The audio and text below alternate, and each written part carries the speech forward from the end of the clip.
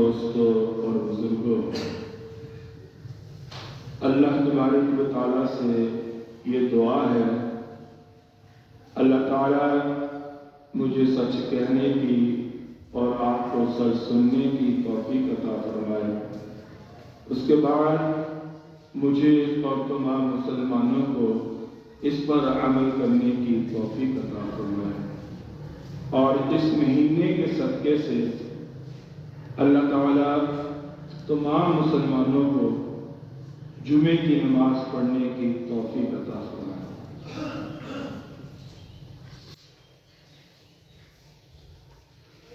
جو آیات میں نے آپ کے سامنے تلاوت کی ہیں، ان آیات کے اندر اللہ تعالیٰ نے صاف لفظوں میں یہ فرمایا ہے کہ تمہارا بہترین دوست، تمہارا بہترین ساتھی،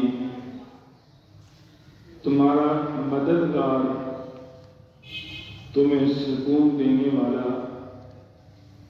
پریشانیوں سے نجات دینے والا، گھروں کے اندر سکون لانے والا، زندگیوں میں سکون لانے والا، کاروبار میں برکت لانے والا،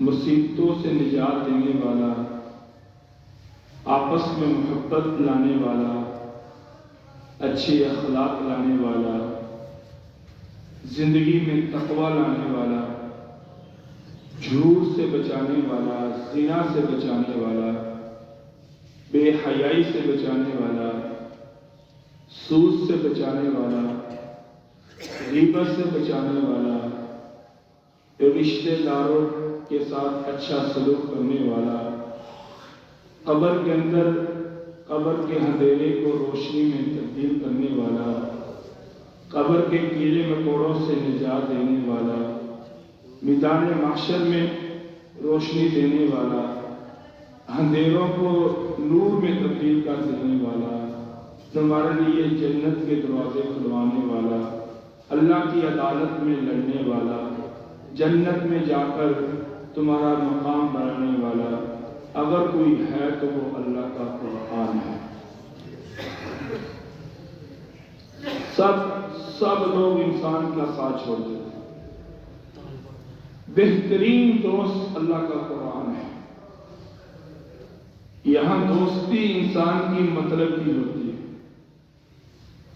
مطلب دیا تو اگلا بندہ اچھا ہے، اگر مطلب نہ دیا تو اگلے بندے کے اندر ہزاروں عیب ہے۔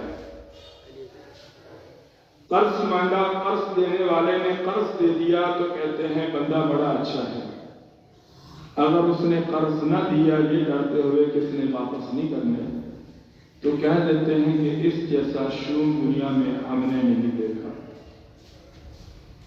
اگر تمہیں کوئی آدمی تمہاری قرض کو پورا کر دے تو لوگ کہتے ہیں بندہ اچھا ہے، اگر معذرت کر لے تو کہتے ہیں تندرست ہے۔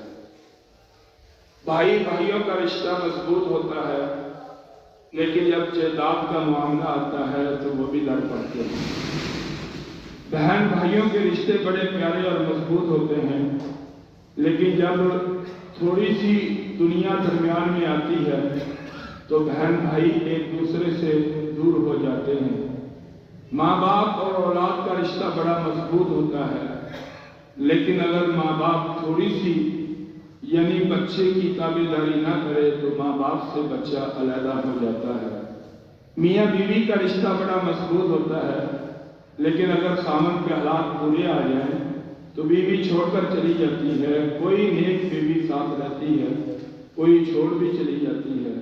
یعنی ہر رشتے میں ختم ہونا ہے، لیکن قرآن کا ایک ایسا رشتہ ہے جو نہ دنیا میں ختم ہوگا نہ آخرت میں ختم ہوگا۔ قرآن سے وفا کرنے والا انسان، قرآن اس کو کبھی تنہا نہیں چھوڑے گا۔ قرآن پڑھنے والا انسان، قرآن اس کو کبھی پریشانیوں میں نہیں مبتلا کرے گا۔ قرآن سے محبت کرنے والا انسان، قرآن کبھی اس کے ساتھ بے وفائی نہیں کرے گا۔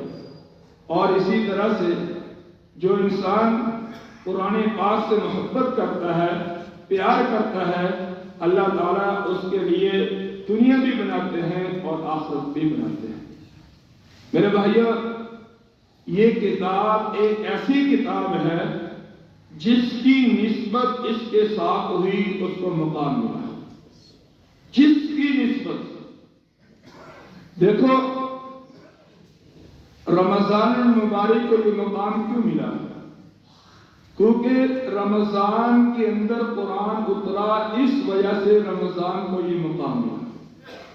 شہر رمضان الذی انزل فیہ القرآن ھدی للناس وبینات من الھدی والفرقان۔ لیلۃ القدر کو مقام کیوں ملا؟ کیوں وہ 1000 مہینے سے بہتر رات ہوئی؟ کیونکہ اس رات میں قرآن اترا، اس لیے اللہ نے اس رات کو تمام راتوں کی سردار بنایا۔ ہم جس ورق کے اوپر قرآن پاک کو لکھتے ہیں، اس سے بڑے بڑے ورق بھی موجود ہیں، قیمتی بھی موجود ہیں، لیکن کوئی چومتا نہیں۔ لیکن جس ورق کی نسبت قرآن سے ہو جاتی ہے، لوگ اس کو چومنا شروع کر دیتے ہیں۔ ہم 20,000 والا جوڑا پہن لیں، جتنا مرضی قیمتی کپڑا پہن لیں، لیکن کوئی بھی انسان اس کپڑے کا بوسہ نہیں لے گا۔ لیکن وہ کپڑا جس کی دکاندار قیمت بھی نہیں لیتا، جب اس کو قرآن کا غلاف بنا لیا جائے، اس کا تعلق قرآن سے ہو جائے، تو انسان قرآن کھولتا بعد میں ہے، پہلے اس غلاف کا بوسہ لیتا ہے۔ وہ غلاف قیمتی ہو گیا، جتنے مرضی قیمتی دروازے لگا لیں، لیکن لوگ ان کا بوسہ نہیں لیں گے، لوگ ان کو احترام اور قدر سے نہیں دیکھیں گے۔ ایک گھٹی جس کی نسبت قرآن سے ہو جاتی ہے، اور جس کو قرآن پاک جس کے اوپر رکھ کر پڑھا جاتا ہے، کوئی انسان اس کے اوپر سے گزرنا پسند نہیں کرے گا، اور اس کی بے ادبی پسند نہیں کرے گا۔ جیسے انسان قرآن کو سینے سے لگاتا ہے، ایسے ہی اس پھٹی کو سینے سے لگاتا ہے، کیونکہ اس کی نسبت قرآن سے ہوگی، اور جس کی نسبت قرآن سے ہو جاتی ہے، اللہ اس کو قیمتی بنا دیتا ہے۔ اب دیکھو قرآن پاک کے حافظ، تقریباً میرا 20 سال کا یہ تجربہ ہے، اکثر پڑھنے والے قرآن پاک کے جو حافظ ہوتے ہیں وہ غریب ہوتے ہیں۔ اکثر جو امام مسجد ہوتے ہیں وہ غریب ہوتے ہیں، کیونکہ مسجد کی امامت کروانا چودھریوں کی بس کی بات نہیں ہے۔ یہاں ہزاروں باتیں سننی پڑتی ہیں۔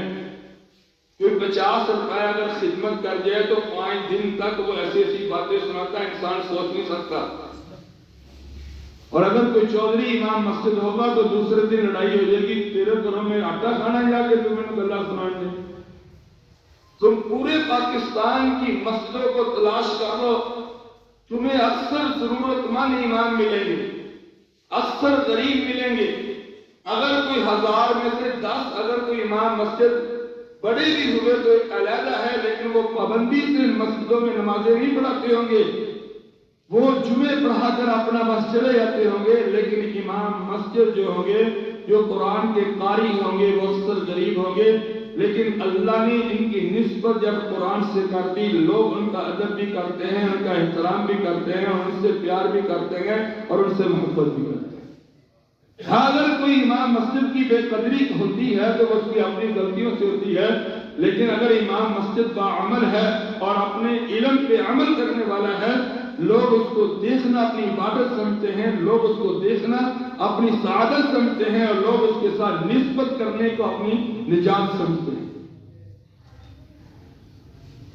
وجہ کیا؟ اس کی نسبت قرآن سے۔ اور دوسری بات، جو لڑتا ہے امام مسجد کے ساتھ، جو برائی کرتا ہے امام مسجد کی، اللہ اس کو مینٹل کر دیتا ہے۔ اور میں نے کئی لوگوں کی یہ حشر دیکھا ہے، کئی لوگوں کا یہ حشر دیکھا ہے کہ جنہوں نے مسجدوں میں آ کر گالی گلوچ کی اور اپنے امام سے لڑے، ان سے بدتمیزی کی، پہلی سزا ان کو جو ملتی ہے کہ اللہ ان کو مسجد سے دور کر دیتے ہیں۔ دوسری سزا جو اس کو ملتی ہے لوگ اس کو بے وقوف کہنا شروع کر دیتے ہیں۔ تیسری سزا جو اس کو ملتی ہے کہ اس کی اولاد سے قرآن کی تعلیم نکل جاتی ہے۔ وہ قرآن نہیں پڑھ سکتے، وہ اوپر دیکھ کر نہیں پڑھ سکتے، اور جو قرآن پڑھنے والوں سے محبت کرتے ہیں اللہ تعالیٰ ان کو دنیا کے اندر سکون عطا فرما دیتے ہیں اور ایسی راحتیں نصیب فرماتے ہیں کہ کبھی اس نے سوچے بھی نہیں۔ اس لیے میرے بھائیوں، یہ قرآن ان ھذا القرآن یہدی للتی ہی اقوم، کہ بے شک یہ قرآن انسان کو ہدایت دیتا ہے۔ اگر تم قرآن پڑھو نا قرآن، اور اگر کہیں اتفاق ہو جائے 5-10 منٹ تلاوت کی جائے اور پھر اس کا روزانہ کی بیس پہ اپنے امام مسجد سے ترجمہ پڑھا جائے، سنا جائے اور صرف اکیلا ترجمہ پڑھا جائے، تو انسان زندگی کے اندر کبھی بھی ایسے کام نہیں کرے گا کہ جو اس کو قیامت کے دن مصیبتوں کے اندر مبتلا کر دیں۔ ایک دفعہ ہمارے خاندان کے اندر، ہم اپنی فیملی کے اندر بیٹھے تو کوئی لڑائی ہوئی، میں بھی بیٹھا تھا، مجھے بھی غصہ آ گیا، میں نے بھی کچھ کہہ دیا۔ اب 15 سے 20 منٹ ہوئے تو اللہ کا شکر ہے اس قرآن سے اللہ تعالیٰ نے 1996 کا رشتہ بنایا ہے، اور الحمدللہ اس سے لے کر آج تک روزوں کے اندر یہ قرآن کا نعرہ نہیں ہوا۔ تراویحوں کے اندر الحمدللہ الحمدللہ الحمدللہ اللہ تعالیٰ سنانے کی توفیق دیتے ہیں، اور ویسے بھی پورا سال اس قرآن سے محبت پڑھنے پڑھانے کی اللہ تعالیٰ نے سعادت دی ہوئی ہے۔ جب اللہ انسان کی آنکھیں کھولے تو 26واں پارہ سورۃ محمد کو جب میں نے کھولا، اس کے اندر آتا ہے کہ جو لوگ اپنے رشتہ داروں سے لڑتے ہیں، اولئک الذین لعنہم اللہ فاصمهم واعمی ابصارهم، کہ ایسے لوگوں کے اوپر اللہ کی لعنت ہوگی اور اللہ تعالیٰ کو قیامت کے دن میدان محشر میں اندھا کھڑا ہوگا اور ان کی آنکھوں میں روشنی نہیں ہوگی، اور وہ کہہ رہے ہوں گے کہ اللہ ہم تو دنیا میں دیکھنے والے تھے، فرمایا کہ جب تم نے دنیا میں دیکھا نہیں، میں دکھانا چاہتا تھا تو تم نے دیکھا نہیں، آج تم دیکھنا چاہتے ہو، میں تمہیں دکھانا نہیں چاہتا۔ پہلی سن جب یہ پڑھی آیت پڑھی تو آگے فرمایا افلا یتدبرون القرآن ام علی قلوب اقفالها، کیا تم قرآن نہیں پڑھتے تھے؟ کیا تمہارے دلوں کے اوپر تالے لگے ہوئے تھے؟ کیا تمہیں سمجھ نہیں تھی؟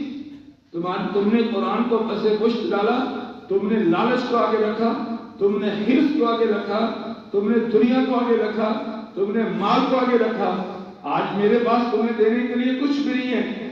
پہلی سزا جو انسان رشتہ داروں سے لڑے گا، پہلی سزا جو اس کو میدان محشر میں ملے گی، قرآن کہتا ہے کہ وہ انسان اندھا کھڑا ہوگا اور اس کو نظر نہیں آتا ہوگا، اور وہ 50,000 سال کا دن ہوگا دوستو۔ اور جب انسان سوچے، جب انسان قرآن پڑھتا ہے، پہلی آیت ذالک الکتاب لا ریب فیہ، کہ اس کتاب میں کوئی شک نہیں ہے اور یہ ہدایت والی کتاب ہے، کن کے لیے؟ متقین، تقوی والے لوگوں کے لیے۔ اس قرآن سے ہمیں ایمان ملے گا، اس قرآن سے ہمیں نماز ملے گی، اس قرآن سے ہمیں زکوٰۃ ملے گی، اس قرآن سے ہمیں اچھا اخلاق ملے گا، اس قرآن سے ہمیں صلہ رحمی ملے گی، اس قرآن سے ہمیں قطع رحمی سے بچنا ملے گا، اس قرآن سے ہمیں زنا سے بچنا ملے گا، اس قرآن سے ہمیں تجارت کے اصول ملیں گے، اس قرآن سے ہمیں گھر میں رہنے کا سلیقہ ملے گا، اس قرآن سے ہمیں عقل ملے گی، اس قرآن سے ہمیں شعور ملے گا، اس قرآن سے ہمیں دنیا کے اندر رہنے کی زندگی کا طریقہ ملے گا، اس قرآن سے ہمیں اللہ کی محبت ملے گی، اس قرآن سے ہمیں رسول اللہ صلی اللہ علیہ وسلم کی محبت نصیب ہوگی، اس قرآن سے ملے گا کہ نبی پہ درود پڑھو، اس قرآن سے ملے گا کہ جنت کے شوق رکھو، اس قرآن سے ملے گا کہ جہنم سے بچنا ہے۔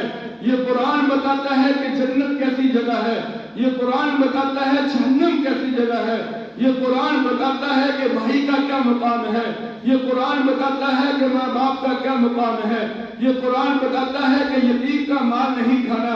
اگر قرآن پڑھیں گے یہ چیزیں ملیں گی، اگر قرآن نہیں پڑھیں گے تو ہم ان تمام چیزوں سے دور رہیں گے۔ جب دور رہیں گے تو میرے بھائیوں روشنی کہاں سے پائیں گے؟ روشنی تو بلب کے اندر ہے، اور ہم اس روشنی کو اندھیروں میں تلاش شروع کر دے تو لوگ کہیں گے بے وقوف بٹن چلا تو یہ روشنی پتہ چلا۔ ایک آدمی کمرے میں بیٹھا ہو، اپنی بیوی کو کہہ رہا ہو کہ روشنی کرو، اور وہ بیوی کبھی دائیں جائے کبھی بائیں جائے آگے جائے پیچھے جائے، تو ہم اپنی بیوی کو کہیں گے بے وقوف عورت بلب کا بٹن چلاؤ روشنی ملے گی۔ روشنی تو ہمیں قرآن نے دینی تھی، سکون تو ہمیں قرآن نے دینا تھا، اطمینان تو ہمیں قرآن نے دینا تھا، اور ہم نے اس قرآن کو پس کش ڈال دیا۔ بدبختی ہماری کہ ہمارے پاس قرآن پڑھنے کا ٹائم نہیں اور اپنے بچوں کو صحیح طریقے سے قرآن پڑھانے کا وقت نہیں۔ ایک صحابی کا بخاری شریف کے اندر واقعہ آتا ہے، عمر بن سلمہ رضی اللہ تعالیٰ، جن لوگوں کو قدر ہوتی ہے میرے بھائیوں وہی محنت اور جدوجہد کرتے ہیں، جن کو نفع نقصان کا پتہ ہوتا ہے وہی تڑپتے ہیں۔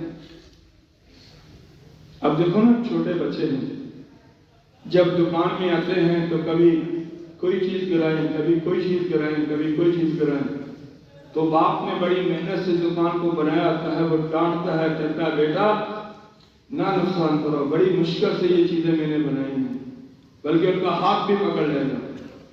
اگر اسی قرآن کے نفع نقصان کا پتہ ہو تو کوئی آدمی اس قرآن کو بغیر پڑھے سوئے نہ، کوئی آدمی اس قرآن کو بغیر پڑھے اپنی صبح کا آغاز نہ کرے، کوئی آدمی اس قرآن کو بغیر پڑھے انسان کو سکون نہ آئے، لیکن بشرط کے نفع نقصان کا پتہ ہو۔ عمر بن سلمہ رضی اللہ عنہ کہتے ہیں کہ ہمارے قبیلے کے اندر جب اسلام آ گیا، ہم کلمہ پڑھ کر اسلام میں داخل ہو گئے، تو اس کے بعد مجھے قرآن کا شوق ہوا۔ جب قرآن کا شوق ہوا تو اب جناب والا ہماری بستی کے اندر قرآن پڑھانے والا کوئی قاری موجود نہیں تھا، کوئی اچھا قرآن پڑھانے والا وہاں موجود نہیں تھا، کسی کو آتا نہیں تھا۔ عمر بن سلمہ رضی اللہ عنہ کہتے ہیں میں نے کیا کیا کہ میں وہاں سے نکلتا اور اپنی بستی سے سفر کرتا، ایک راستہ تھا جو مدینہ کو جاتا تھا، وہاں سے لوگ مدینہ جاتے بھی تھے مدینہ سے آتے بھی تھے، میں فجر کے بعد اس راستے پہ جا کر بیٹھ جاتا اور مغرب تک بیٹھتا رہتا، اور جب بھی کوئی وہاں مدینہ سے واپس آتا تو میں اس کو پوچھتا کہ یار تم نے کوئی حضور صلی اللہ علیہ وسلم سے قرآن کی آیت سنی ہے؟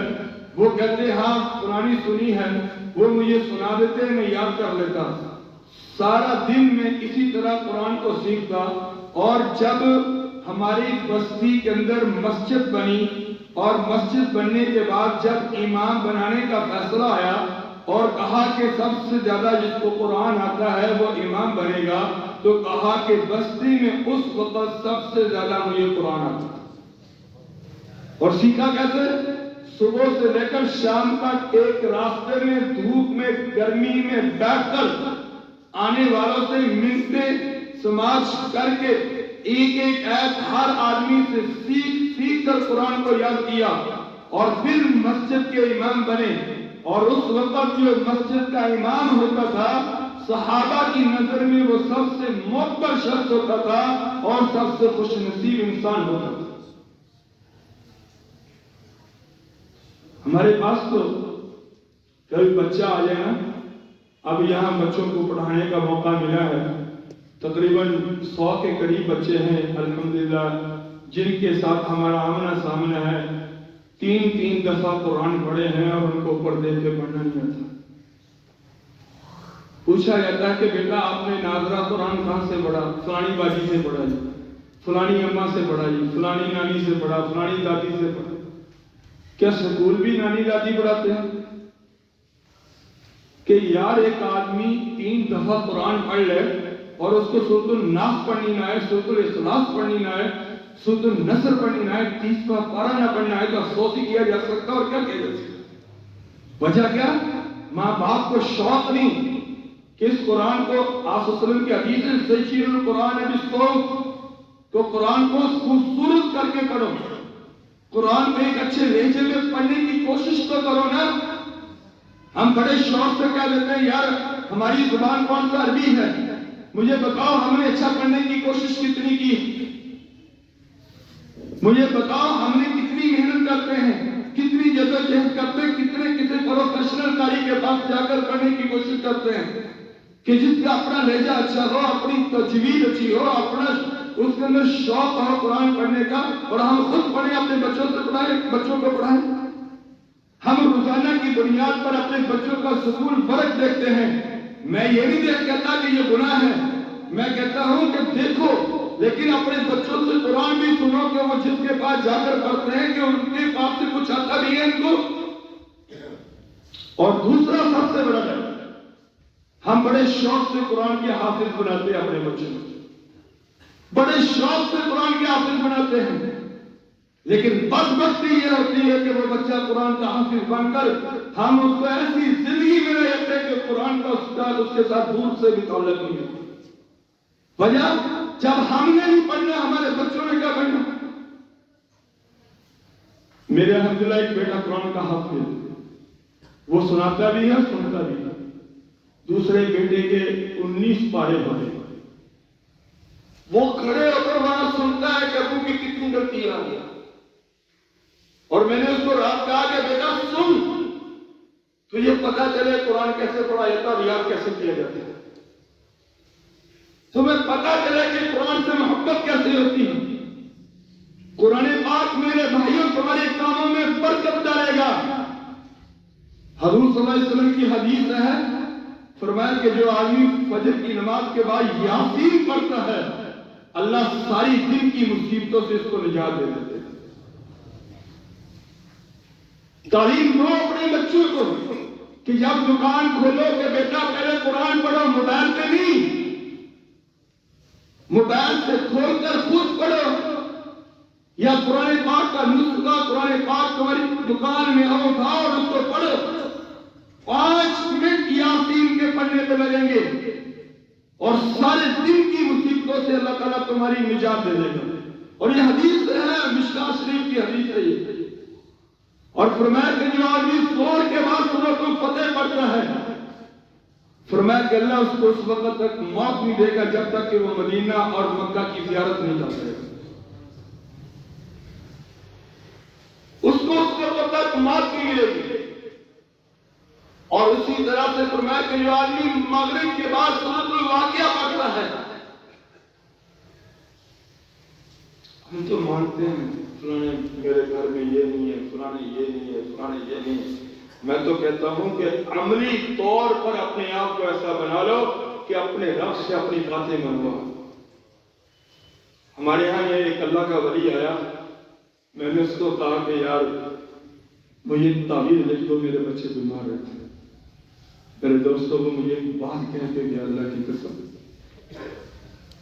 کہنے لگے قاری خالد تعویذ تو میں تجھے لکھ دیتا ہوں، لیکن اپنا ربط اپنے رب سے اتنا بڑا، اپنا تعلق اپنے رب سے اتنا بڑا، اپنی دوستی اپنے رب سے اتنی لگا، اپنا تعلق اپنے رب سے اتنا لگا کہ جو تو اپنے رب کو کہے وہ تیرا رب تیری بات پوری کر دے۔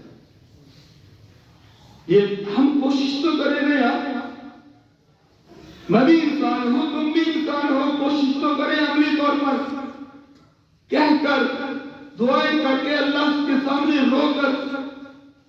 فرمایا کہ جو آدمی مغرب کے بعد من قرأ سورۃ الواقعہ فی لیلۃ، جس نے سورۃ الواقعہ کو پڑھا رات میں مغرب کے بعد، لم تصبہ فاقہ، فرمایا کہ اس کے گھر میں کبھی فاقہ نہیں آئے گا۔ کتنی دیر لگتی ہے واقعہ پڑھنے کی؟ 3 یا 4 منٹ لگیں گے واقعہ پڑھنے کے۔ مجھے کوئی بندہ کہہ دینا کہ ڈاکٹر صاحب تمہاری خدمت کرنی 1000 روپے، میں اس کے دروازے پہ 10 گھنٹے بیٹھا رہوں گا، بار بار اس کو ملوں گا، لیکن واقعہ نہیں پڑھنے کے بعد بھی تمہارے گھر آ کر تمہاری خدمت کرے. جس آدمی نے تمہیں دینا ہے وہ تمہارے پیچھے چل کر تمہیں دے. جس آدمی نے تمہاری خدمت کرنی ہے وہ آدمی تمہیں تلاش کر کے تمہاری خدمت کرے. جس آدمی نے تمہاری مدد کرنی ہے وہ آدمی تمہارے گھر پہ آ کر تنہائی میں آ کر تمہاری مدد کرے. اور یہ حیت اسی وقت حاصل ہوگی جب ہمارے گھر کے اندر سورۃ الواقعہ پڑھی ہے. اور فرمایا جو آدمی سورۃ الملک پڑھے گا عشاء کے بعد سونے سے پہلے، فرمایا کہ جب قبر میں رکھا جائے گا تو وہ انسان پریشان حال ہوگا، میدان محشر میں کھڑا ہوگا، پریشان کھڑا ہوگا.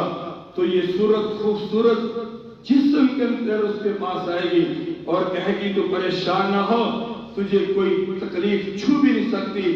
آنے تو دور کی بات ہے. یہ مرنے والا پوچھے گا تو کون ہے؟ وہ کہے گی میں سورۃ الملک ہوں. تو نے دنیا میں پڑھا، تو نے میرے ساتھ وفا کی، تو نے میرے ساتھ دوستی کی، تو نے میرے ساتھ محبت کی. اب میری وفا کو بھی پائے گا کہ قبر کی کوئی کیڑا بھی تیری طرف نہیں آ سکے گا اور میدان محشر کی سختی تیری طرف نہیں آ سکے گی. اور تیرے لیے میں اللہ سے جنت کے دروازے کھولوں. کتنی دیر لگتی؟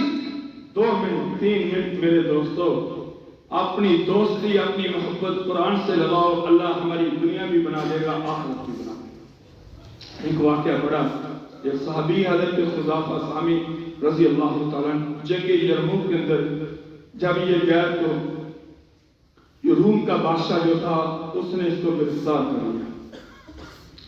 جب گرفتار کیا تو لمبا قد تھا، خوبصورت نوجوان تھا، چمکتا ہوا چہرہ تھا.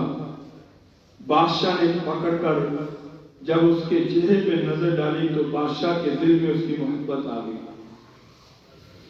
بادشاہ نے اس کو کہا کہ تو اسلام کو چھوڑ دے، میں تجھے اپنی حکومت بھی دے دوں گا اور اپنی بیٹی کا نکاح بھی دے دوں گا.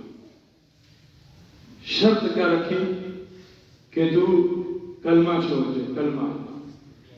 اس نے کہا بادشاہ دل میں اللہ کی محبت اتنی آ گئی ہے، اللہ کے رسول کی محبت اتنی آ گئی ہے کہ یہ حکومت تیری بیٹی کا رشتہ اللہ اور اس کے رسول کے سامنے اس کی ویلیو کچھ بھی نظر نہیں آتی. جب محبت ہو نا دل میں دوستو، جب محبت ہو دل میں تو نماز پڑھنے کے لیے دل خود بخود دھڑ دھڑ کرتا ہے. جب محبت ہو نا اللہ سے، کبھی دل کرے نا میں اللہ سے باتیں کروں یار تو پھر میں قرآن پڑھنا شروع کر دوں. کبھی دل کرے نا کہ میں اللہ سے ملاقات کروں، اپنا اللہ کو دکھاؤں اپنا چہرہ، نماز پڑھنی شروع کر دو. فرمایا کہ نماز پڑھنے والا اللہ کا دیدار کر رہا ہوتا ہے، قرآن پڑھنے والا اللہ سے باتیں کر رہا ہوتا ہے. یہ ہے انسان کی زندگی، یہ ہے اصل جس کے لیے انسان اس دنیا میں آیا ہے. جب بادشاہ نے یہ بات کہی تو بادشاہ نے اس کو کہا 3 دن سوچ لے. 3 دنوں میں اس کے پاس خادمہ، کھانے، بہترین ہر چیز اس کے سامنے میسر.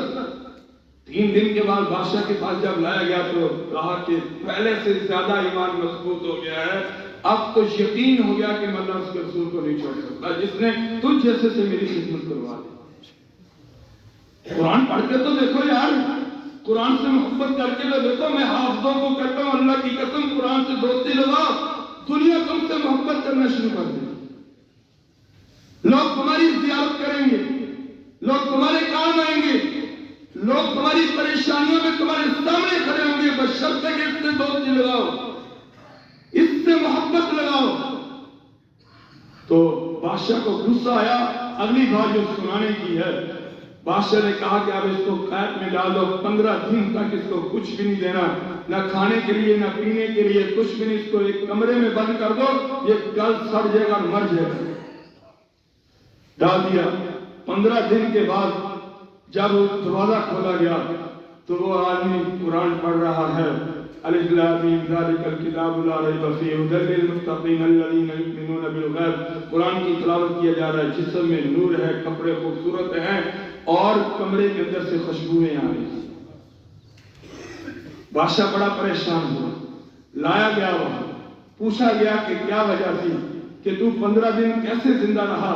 کہا کہ میں نے اپنا کھانا پینا قرآن کو بنا لیا، جب میں قرآن پڑھتا تھا مجھے کھانے کی لذت بھی محسوس ہوتی تھی، پانی کی پینے کی لذت بھی محسوس ہوتی تھی۔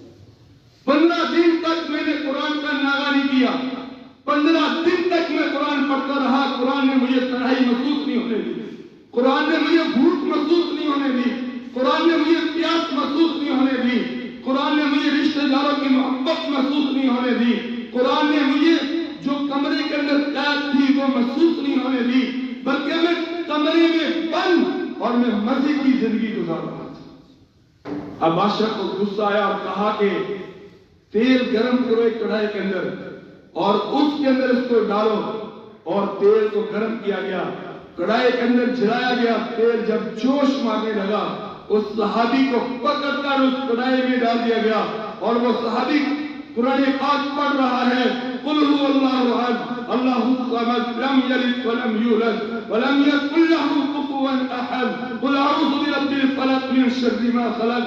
قرآن زبان سے تلاوت کر رہا ہے، اس آگ نے اس صحابی کے ایک بال کو بھی نہیں جلایا، اور وہاں کے ارد گرد کے جتنے لوگ تھے سارے کلمہ پڑھ کر اسلام میں داخل ہوئے۔ یہ ہے میرے بھائیو قرآن کی برکات، قرآن کی برکتیں۔ اسی لیے حضور صلی اللہ علیہ وسلم نے فرمایا یقال لصاحب القرآن، قیامت کے دن اللہ اپنی زبان سے کہے گا قرآن پڑھنے والے کے لیے اقرا ورتق، فرمایا کہ پڑھ تو اور چڑھ تو، ورتل کما ترتل فی الدنیا، قرآن کو ٹھہر ٹھہر کر مزے سے پڑھ جیسے تو دنیا میں پڑھتا تھا۔ فإن من سلك عند آخر آیۃ، ٹھیک ہوگا، اور تیری جو گھر ہوگا وہ آخری آیت میں ہوگا جو تو پڑھے گا، تقرأ جو تو پڑھے گا، وہاں تک اللہ تعالیٰ جنت تیرے نام اعمال میں تیرے نام میں جمع کر دے گا۔ پڑھو دنیا میں۔ اب کوئی آدمی تراویحاں پڑھ رہا ہے، وہ حافظ قرآن میں بولے جلدی کر یار، جلدی کر جلدی کر، اللہ کہتا ہے ایسا پڑھو، سکون سے پڑھو، مزے سے پڑھو، مزے لے لے کر پڑھو۔ ہم کہتے ہیں جلدی کرو یار جلدی کرو۔ اب تو تلاوتیں آتی رہتی، اللہ کی قسم رونا بھی آتا ہے، افسوس بھی ہوتا ہے۔ حافظ ایسی مشین چلاتے ہیں، ایسی چلاتے ہیں کہ مجال کیا کسی عین سین شین صاد کی سمجھ آنے دے دے۔ اب ایسے حافظوں پہ بھی اللہ کی رحمت ہو، اللہ اپنا ان کو ہدایت دے، سننے والوں کو بھی اللہ ہدایت دے۔ شوق ہی نہیں آتا۔ اور سننے والے کون لوگ ہیں؟ میں جانتا ہوں کہ وہ 2-2 گھنٹے ایک ایک پاؤں پہ کھڑے رہتے ہیں، مشقت کے کام کرتے ہیں، جب قرآن سننے کی باری ہے تو تھکاوٹ ہے، کیونکہ دل میں وہ محبت وہ لگن نہیں ہے۔ ایک حدیث میں آتا ہے من قرأ القرآن فاستظہر، کہ جس نے قرآن کو پڑھا اس سے محبت کی، فأحل حلالہ وحرم حرامہ، جس نے اس کے حلال کو حلال جانا، حرام کو حرام جانا، ادخلہ اللہ الجنہ، اللہ تعالیٰ اس کو جنت میں داخل کرے۔ اگر ہماری سننے کی بات فرمایا کہ وَشَفَّعَهُ فِي عَشَرَةٍ مِّنْ أَهْلِ بَيْتِهِ كُلُّهُمْ قَدْ وَجَبَتْ لَهُ النَّارُ، کہ اللہ تعالیٰ 10 آدمیوں کی سفارش قبول کریں گے جن کے لیے جہنم کا اعلان ہو چکا ہو۔ ایک حافظ قرآن 10 لوگوں کو جہنم سے نکال کر جنت میں لے جانے والا ہوگا۔ میں کہتا ہوں ہر ماں باپ اپنے بچے کو قرآن کا حافظ بنائے، اور آسان طریقہ بنانے کا، بچے کی سکول کی پڑھائی بھی کرامی ہوگی اور بچہ قرآن کا حافظ بھی بنے۔ جب ہمارا بچہ 4 یا 5 سال کا ہو، جب ہم سکول میں اس بچے کو داخل کروائیں، اس بات کو نوٹ کر لو ہر ماں باپ، اور میں یہ چیلنج کر رہا ہوں مسجد میں بیٹھ کر، نوٹ کرو اپنے اس بات کو کہ جب تمہارا بچہ 4 یا 5 سال کا ہو، جب اس کو سکول میں داخل کروانے جاؤ تو اس بچے کو قرآن جو پڑھانا ہے ناظرہ وہ کسی اچھے قاری سے پڑھانا، کوئی اچھا قاری اس بچے کو قرآن پڑھائے۔ تمہارا بچہ جب 4 میں جائے گا تمہارا بچہ قرآن ناظرہ پڑھ چکا ہوگا۔ 4 سال کے اندر بچہ قرآن ناظرہ پڑھتا ہے، 4 سال کے اندر روانگی سے پڑھنے کی صلاحیت بچے میں پیدا ہوتی ہے۔ ہاں اگر کوئی ذہین 2-3 سال میں پڑھ جائے تو ایک علیحدہ بات ہے، لیکن عام 4 سال کے اندر جب تمہارا بچہ 4 کے اندر داخل ہو، اور 4 चौथी क्लास पढ़ ले, अपने बच्चों को हिफ्ज की क्लास में बिठा दो। 5वीं 6वीं 7वीं क्लास के अंदर तुम्हारा बच्चा कुरान का हाफिज बनकर कुरान याद करके किसी अच्छे कुरान कारी से पढ़ाकर, किसी अच्छे मदरसे से पढ़ाकर अपने बच्चों को 7वीं क्लास के एंड में जाकर स्कूल में भर्ती करवा दो। और तुम्हारे बच्चे को ये साबित मिल चुकी होगी कुरान की हाफिज होने, बशर्ते कि तुम्हारे अंदर ये जज्बा पैदा हो। और मेरे भाइयों, टाइम पूरा हो गया, बस यही बात है, कुरान हिदायत देता है और इसी तरह से जो पढ़ता है उसको कुरान का कारी कहते हैं, जो याद करता है उसको हाफिज कहते हैं, और जो समझता है उसको आलिम कहते हैं, जो गौर करता है उसको मुफ्ती कहते हैं, और इसी तरह से और जो हाथ के अंदर इस कुरान को थामता है उसको जन्नती कहते हैं। हजरत हुसैन रज़ी अल्लाह ताला अन्हो जब मैदान करबला के अंदर तलवारों के साए के नीचे कुरान की तिलावत कर रहे हैं, किसी ने सवाल किया कि आज तो लड़ाई का दिन है, आप लड़ भी रहे हैं, जुबान से कुरान भी पढ़ रहे हैं, इसकी वजह क्या है? तो मेरे दोस्तों, इस बात को गौर करना और सुनना और अमल करने की कोशिश करना। जैसे हम करेंगे हमारे बच्चे वैसे ही करेंगे। तो हज़रत हुसैन रज़ी अल्लाह ताला अन्हु ने एक सबक दिया मुझे और तुम्हें, कहा कि जब मैं बच्चा था तो मैंने अपने नाना को पत्थर खाते हुए कुरान पढ़ते हुए सुना। मैंने अपनी नानी खदीजा को अपने नाना की मरहम पट्टी करते हुए कुरान पढ़ते हुए सुना। मैंने अपने अब्बा को मैदान जिहाद में लड़ते हुए कुरान पढ़ते हुए सुना। मैंने अपनी अम्मी को चक्की पीसते हुए कुरान पढ़ते हुए सुना। मैंने अपने भाई हसन को तख्त के ऊपर बैठते हुए कुरान पढ़ते हुए सुना। तो आज मैं हुसैन क्यों न तलवारों के साए के नीचे कुरान पढ़ूं। इसीलिए किसी ने क्या खूब कहा, पढ़ो हर दम दुरूद उन पर, लियाकत हो तो ऐसी हो। अली बाबा नबी नाना, शराफत हो तो ऐसी हो। सर नेज़े के हजरत ने यूं सुनाया कलामुल्लाह, मलाइक भी हुए हैरान, तलावत हो तो ऐसी हो। बस अल्लाह से दुआ है कि अल्लाह हम सबको रोजाना एक सफा एक वर्ग कुरान का पढ़ने की तौफीक अता फरमाए और साथ साथ अपने बच्चों को पढ़ाने की तौफीक अता फरमाए। वाहिर दावाना अनिल हम्दुलिल्लाहि रब्बिल आलमीन।